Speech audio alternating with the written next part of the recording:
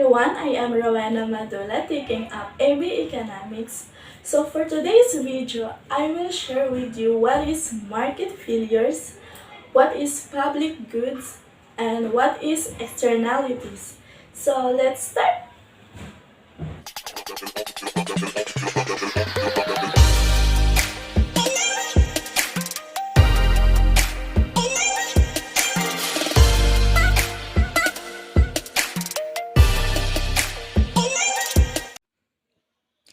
What is market failures?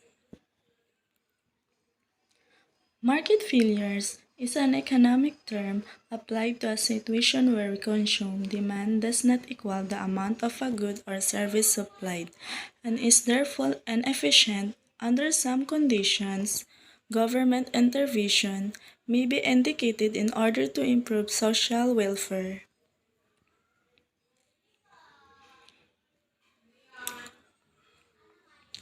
The inability of a market to bring about the allocation of resources that best satisfies the wants of society.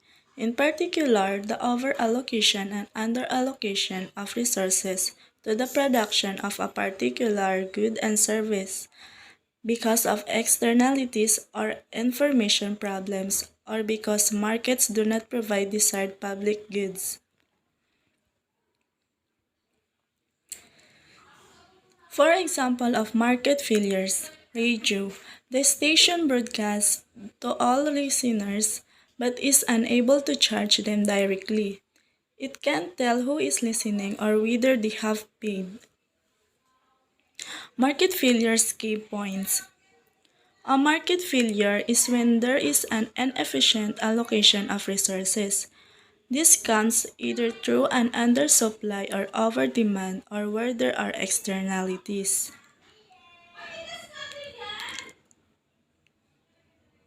Where the costs, both internal and external, are not passed on to the final consumer, we have a market failure.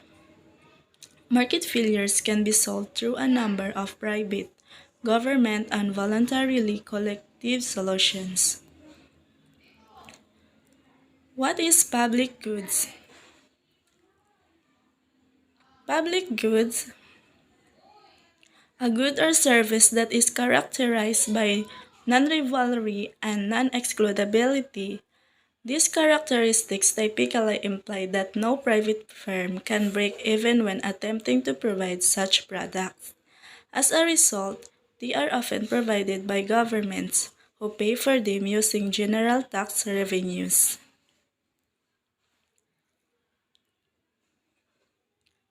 For example of public goods include law enforcement, national defense, and the rule of law.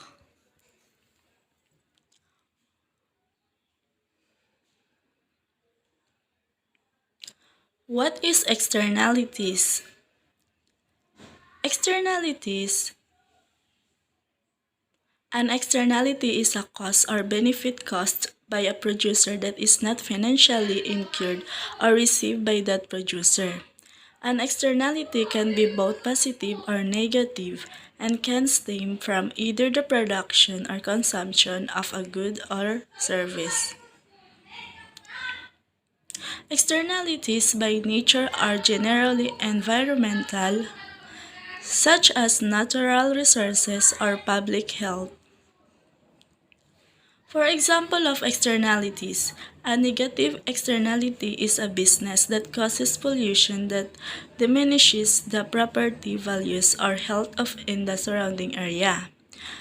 A positive externality includes actions that reduce transmission of disease or avoids the use of lawn treatments that run off to rivers and thus contribute to excess plant growth in lakes.